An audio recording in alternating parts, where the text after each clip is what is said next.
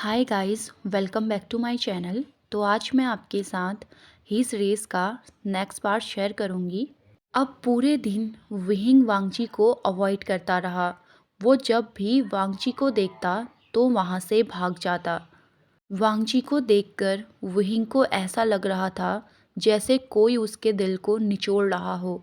उसे सांस लेने में भी तकलीफ हो रही थी, इसलिए वो दिन भर वांगची से भागता रहा। अब वो शाम को घर जाता है। वांगजी से दूर रहने के बहाने बनाते बनाते वो थक गया था। वो अपने बेड पे लेट गया और आंख बंद करके सोचने लगा कि वो आज दिन भर वांगजी से कैसे बचा था। अब फ्लैशबैक स्टार्ट होता है। दोपहर का समय था। विहिंग लंच कर रहा था। तभी पीछे से कोई कहता है, विहिंग। जब विहिंग ने पलटकर देखा तो वहाँ वांगजी था। विहिंग तुरंत ही अपनी सीट से उठ जाता है। वो हड़बड़ाया हुआ था।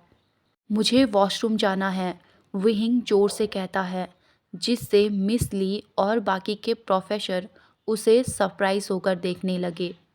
मिस ली विहिंग को देखती है, फिर वांगजी की ओर देखती है। अब वो बात को संभालते हुए कहती है, ओ मिस्टर विंग, आप अपना समय लीजिए। वो वांगजी के सामने से तुरंत ही रूम से बाहर निकल गया। विहिंग जानता था कि वांगजी उसका पीछा करेगा, इसलिए वो भागते हुए वहां से निकल जाता है। विहिंग भागते हुए एक खाली हॉल में आ गया। वो हाँफ रहा था। ये हॉल बहुत दिनों से इस्तेमाल नहीं किया गया था और न ही यहाँ सफाई की गई थी। ये छुपने की अच्छी जगह थी। तभी विहिंग को भारी कदमों की आवाज़ सुनाई थी। शायद वांगजी उसे ढूंढ रहा था। विहिंग प्रे कर रहा था कि वांगजी उसे ना ढूंढ पाए। तभी वांगजी के कदम उस हॉल के सामने ठीक दरवाजे के आगे रुक गए। लेकिन वांगजी बिना दरवाज़ा खोले वहाँ से भाग गया। जब वांगजी के कदमों की आहट दूर जाती हुई विहिंग को सुनाई दी, तब जाके उसने राहत की सांस ली। विहिंग उस रूम में ज़्यादा नहीं छुप सकता था, क्योंकि उसकी 2 क्लासेस और थी। इसलिए वो जितनी आराम से हो सके उतनी आराम से दरवाज़ा खोलता है और दाएं बाएं देखता है। वहाँ कोई नहीं था। वो तुरंत ही वहाँ से बाहर गया और स्टाफ रूम की ओर चला गया। अब दोपहर में जैसे ही विहिंग की पहली क्लास स्टार्ट होती है, वो रूम के बाहर जाता है। वांगजी उसका वहाँ पहले से ही इंतज़ार कर रहा था, लेकिन वांगजी ने विहिंग को नहीं देखा था। विहिंग इस बात का फ़ायदा उठाकर वहाँ से निकल जाता है। कुछ इस तरह से विहिंग दिन भर वांगजी से बचता रहा और इसके साथ ही फ्लैशबैक खत्म हो गया।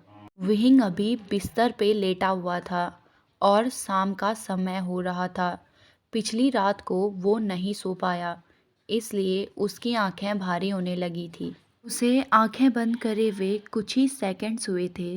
वो सो गया। अब कुछ देर बाद कोई उसके दरवाजे को जोर जोर से खटखटाता है, जिससे विहिंग की नींद खुल गई। वो उठकर बैठ जाता है। उसकी मॉम दरवाजे में थी। वो खटखटाते हुए कह रही थी, विहिंग, तुमसे वांगजी मिलने आया है। वो थोड़ा परेशान लग रहा है। मैं बहुत थका हुआ हूँ मॉम, विहिंग ने अपनी स्लीपी वॉइस में कहा और फिर से बेड में लेट गया। कोई परेशानी है क्या? उसकी मॉम ने वरिड टोन में कहा। विहिंग जवाब देता है, नहीं मॉम, कोई परेशानी नहीं है, बस मैं थका हुआ हूँ, इसलिए नींद आ रही है। ओके बेटा, अपना ध्यान रखो, उसकी मॉम ने दरवाजे के बाहर से ही कहा। हालांकि वो बहुत ज़्यादा क्यूरियस थी ये जानने के लिए कि विहिंग और वांगजी के बीच हुआ क्या है, क्योंकि विहिंग कल से बहुत ज़्यादा वियर्ड बिहेव कर रहा था। लेकिन उसकी मॉम विहिंग से नहीं पूछती, वो खुद को रोक लेती हैं। विहिंग बेड में लेटे हुए एक उबासी लेता है और फिर से सो जाता है। अब विहिंग अगली बार अलार्म की आवाज़ से उठा। वो खुद की बॉडी को स्ट्रेच करता है। उसे अब अच्छा लग रहा था क्योंकि उसकी नींद पूरी हो गई थी। उसने अपना सुबह का डेली रूटीन कंप्लीट किया और स्कूल के लिए तैयार हो गया। हालांकि अभी अर्ली मॉर्निंग थी, लेकिन उसे अगर वांगजी को अवॉइड करना है तो सुबह जाना होगा। इसलिए वो जल्दी ही घर से निकल जाता है। स्कूल पहुंचने से पहले वो एक स्टोर में रुका, क्योंकि उसने अपना नाश्ता नहीं किया था। आज का पूरा दिन भी वो वांगजी को अवॉइड करता रहा। उसे समझ नहीं आ रहा था कि वो ऐसा क्यों कर रहा है। ऐसा तो नहीं था कि वांगजी ने उसे चीट किया था, लेकिन उसके लिए ये एक्सेप्ट कर पाना मुश्किल था। अब फिर से घर जाने का समय हो गया था। विहिंग अभी अपने घर जा रहा था, तभी उसे अपने गेट के सामने एक फैमिलियर फिगर दिखाई दिया। वांगजी विहिंग का उसके गेट के सामने इंतज़ार कर रहा था। वांगजी अभी अपने फ़ोन में देख रहा था, इसलिए उसने नोटिस नहीं किया कि विहिंग वहाँ आ चुका है। विहिंग ने गहरी सांस ली और दौड़कर अपने घर के अंदर चला गया। वो जल्दी से दरवाज़ा बंद कर लेता है। वांगजी ने उसे देख लिया था, लेकिन वो उसे नहीं पकड़ पाया, इसलिए वो ज़ोर ज़ोर से डोर बेल को बजाने लगा। विहिंग ने ऐसा प्रिटेंड किया जैसे उसने सुना ही नहीं। वो वॉशअप हुआ एंड डिनर की प्रिपरेशन करने लगा। अब ऐसे ही एक हफ्ता और बीत गया। विहिंग वांगजी को अवॉइड करता ही रहा। अब विहिंग ने अपने कलीग्स के साथ टाइम स्पेंड करना स्टार्ट कर दिया था, जिससे वो स्कूल से घर लेट में जाए और वांगजी उसका वेट ना करे। अब एक दिन विहिंग शाम की 8 बजे घर पहुंचता है। वांगजी उसका इंतज़ार कर रहा था। वो एक स्टील लैम्प पोल के नीचे खड़ा था। वांगजी ने अपने दोनों हाथों को फोल्ड किया हुआ था और उसके कान में हेडफोन थे। वांगजी की आंखें बंद थी। ऐसा लग रहा था जैसे वो इंतज़ार करते करते वहीं सो गया था। विहिंग जल्दी से अपने घर के अंदर चला जाता है। उसे वांगजी के लिए बुरा लग रहा था, पर वो करता भी क्या। अभी उसके पास इतनी करेज नहीं थी कि वांगजी का वो सामना कर पाए। तो फिर तुम कब बात कर पाओगे वी हुशान? विहिंग की अंतरात्मा ने उससे कहा।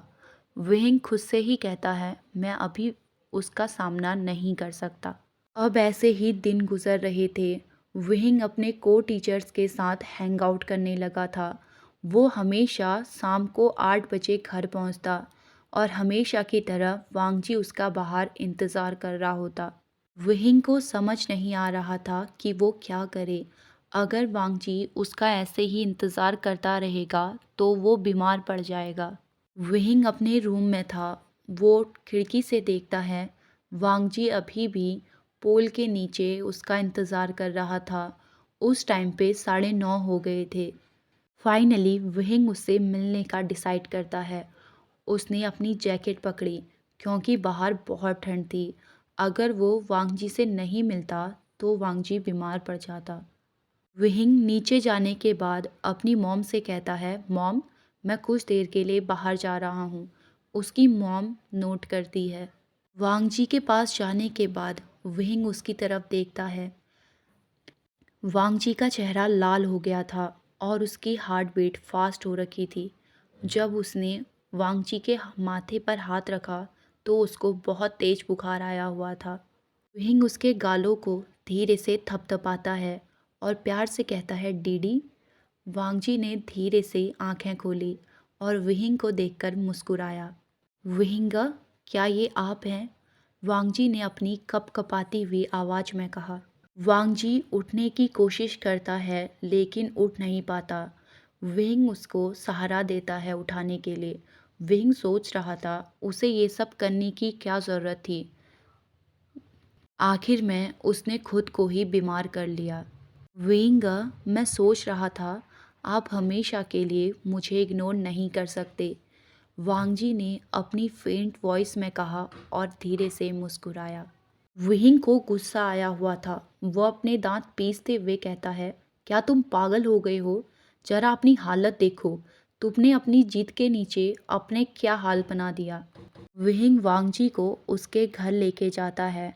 जैसे ही उसने डोर बेल को बजाया, वांगजी की मॉम तुरंत ही दरवाजे को खोल देती हैं। ओके गाइस, अभी के लिए बस इतना ही। मिलते हैं हमारे नेक्स्ट एपिसोड में। आई मीन अभी 2 घंटे बाद। तब तक के लिए खुश रहिए, मुस्कुराते रहिए, हैप्पी रहिए। Bye bye.